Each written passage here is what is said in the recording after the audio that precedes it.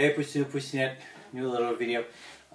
So on this one, on the last one, we discussed the approach on for the medicine, and we talked about if you had to do first aid, to still do your first aid, and then ask your question a little bit later.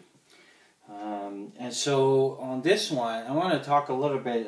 Obviously, I won't talk about the first aid course because we don't have 16 hours and stuff. And we talk about, I did a few videos in the past on what kind of first aid course you should take and stuff like this. But on this one, I'm going to show you more about a little bit of modification of the ABC, which you're probably familiar with, as well as show you the kit that I carry and is separated from my first aid kit, and I'll explain to you the reason of why it is like this. But first, before I show you what's in my kit, let's go through what I would consider it like left straightening. So basically what we're talking about is when you want to do first aid versus care, like we made a little bit difference. And obviously those are not pure definition. They're pretty much more in our head to try to make a difference between what we're doing and stuff. But on first aid, it's basically, yeah, you're aiding. So basically there's self-threatening things, and most first aid course always teach you the A, B, C. Over here we'll have two of them, E, D, and as well as E. And some course will go like this, some other course will say different. I'll mix some of their emotions, but it's more to understand what I won't do a list of this. Actually, I will do a PDF. Now I'm thinking about it, I'll put that in PDF so that you can have a list of things that you can do and stuff. Yeah. So the first aid, we'll have a few things in the A. So airway, like mostly you've learned, but we'll also have anaphylaxis on this one as well. Anaphylactic shock, as most people know, it's basically what you have is you have an allergic reaction to something, and you can create. It is an emergency because when you get it, so there's a difference between an allergic reaction and an anaphylactic. Allergic reaction is just when you react to something. So for example, if I'm allergic to a new detergent and I put it on my skin, I may have a rash on my skin. But I won't go into anaphylactic shock or anaphylactic stuff. So anaphylactic in allergy. So for example, when you go outside and you have runny nose because the pollen in the air, you're allergic to pollen. You're not anaphylactic to it. Anaphylactic would mean that you have two or more, and I repeat, two or more system involved. Meaning system, respiratory, GI, or things like that. Those, when you get into this, as per definition, is that where you need to have the epinephrine. So that's what we're talking about when we talk about anaphylaxis. Airway maintenance, and then this one is opening the airway, suctioning airway. So those would be the two different things that you can have. So in our kits, we need to have different things for airway. We will probably do, actually in the care section, a whole section. I did a video on airway when I talked in the past about my first aid kit and why I carry what I carry and stuff like this. But I will do another one just in the conjunction of, again, in self-reliance medicine, because it is important to understand. A lot of people, for example, from YouTube, when I look at videos, they will have intubation kits and stuff. There's a lot of questions to be asked about that. First of all, it's not just airway. In that case, we're getting more into breathing, but we'll be a little bit more technical on that later. But the thing is that if you're opening it, we're only talking about here about somebody who's unconscious and we need to open the airway. But we'll do another video on the more when we do and stuff, and we'll talk a little bit when we go into video. On the B, the breathing, So we'll talk about different things here. Trauma, for example, pneumothorax, pneumothorax, but mostly pneumothorax. Pneumothorax is not much you'll be able to do out there, but pneumothorax they'll be able to do, and especially one we call tension pneumothorax, which means that your pneumothorax is breathing. Pneumothorax, I mean, that's the opening. Lets air out, so their air has a way to get in. But the tension of pneumothorax means that the air doesn't have a way to get out, and there's a tension it creates inside of you. And this one you have to create something, and usually what we do is a needle decompression. And so in the kit we'll show you, I do carry something for that purpose only. Also in B, burns. And we're not talking about just burning your finger or something like that. We're talking about major burns here. Major burns and stuff will be another one that it's a big emergency that you need to carry something on you.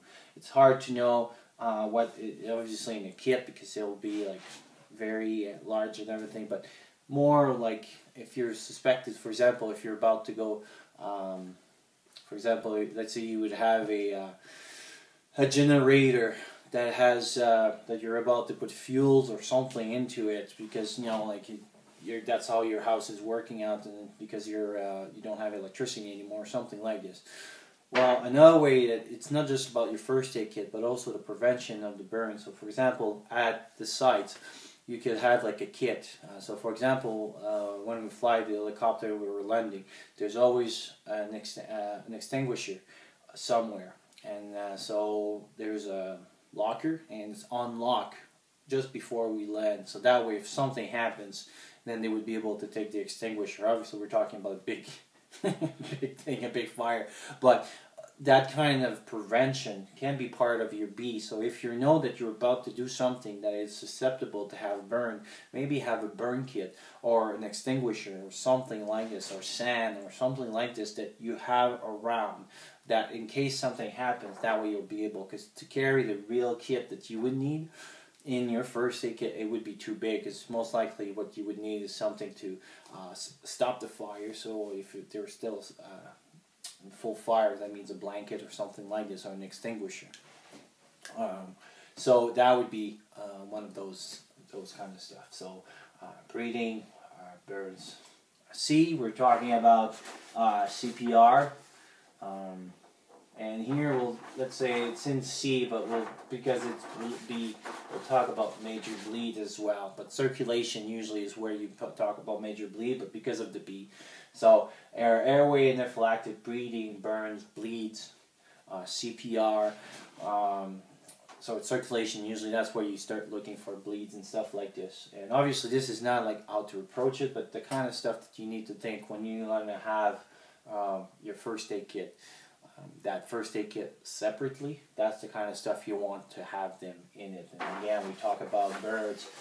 That one would be a little bit hard, but have at least a kit when you're susceptible to have big incidents of burns, something like that. So CPR is another one. So if you have to do CPR, to have the proper kit on you all the time and be able to do those things. D. Usually it's for disability. So for example, we're talking about a decreased level of consciousness and things like that. Usually that's when we use, but also we'll use it here as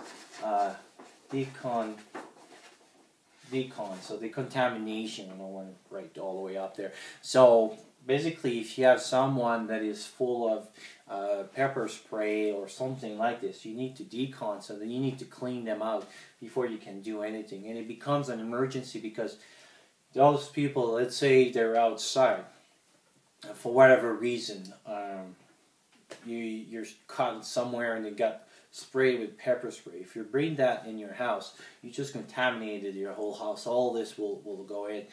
For example, those people that are full of just fuel. So for example, if they're in a car accident and they're full of fuel, we're not allowed to bring them in the back of the helicopter.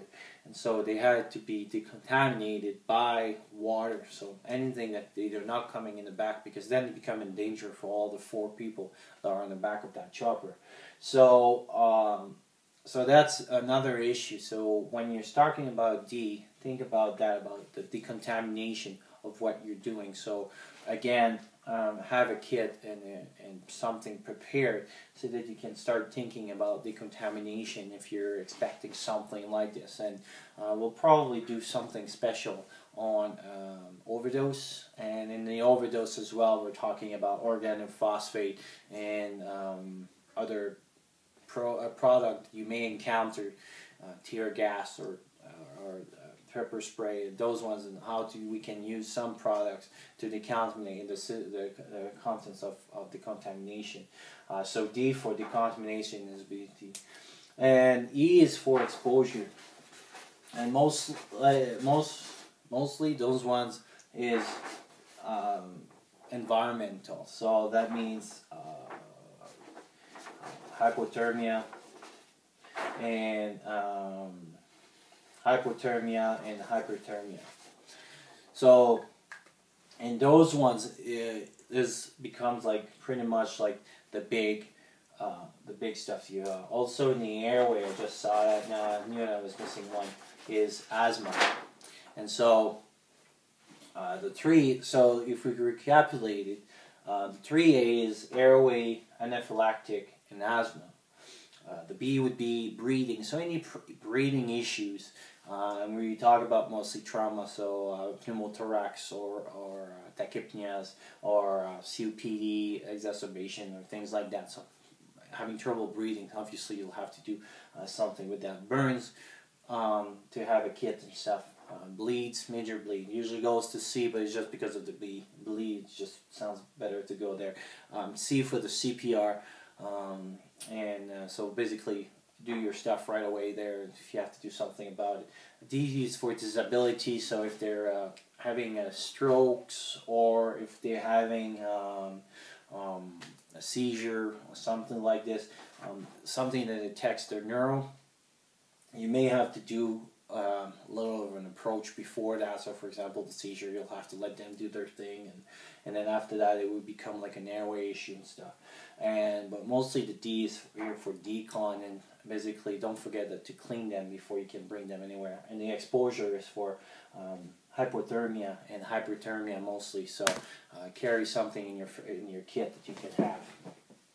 So for those kits, what I carry is a little box like this, and basically this is the Pelican 1040 microcase kit. As you can see, it's not that bad. So basically this on my hands, see, it's pretty much like the size of my hand and about thickness of my thumb here.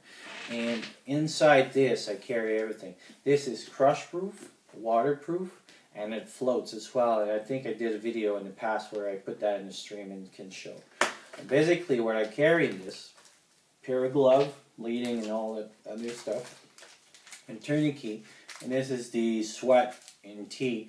And the reason I carry this one is that because it can be used for different purpose. It can be used for strain, it can be used for dressing, tourniquet, elastic wrap, pressure dressings. So for example, for bleed, I can use it first of all for pressure dressing, and if that doesn't work, then I can change it for a tourniquet. So that's one here. And then for airway, I got three kind of airways. I got the nasopharyngeal airway, so basically this one goes through your nose like this. I got the oropharyngeal airway, so this one goes into your mouth, and then over here is like almost like a pocket mask. Basically, you put this in your mouth, a little bit like a hockey playing there, and then you can give your mouth to mouth over here. And I got my improvised safety pin, so if I got way more than 1 to 2 people, or I have a very severe airway that I need to manage and stuff, I can go through the tongue and attach it through the lips. And so that's another airway here. Over here is my chest pain CPR kind of stuff. And so basically here I got my mask, a pair of gloves. I got another micro shields and a pair of gloves. And so basically now I can do my whole CPR.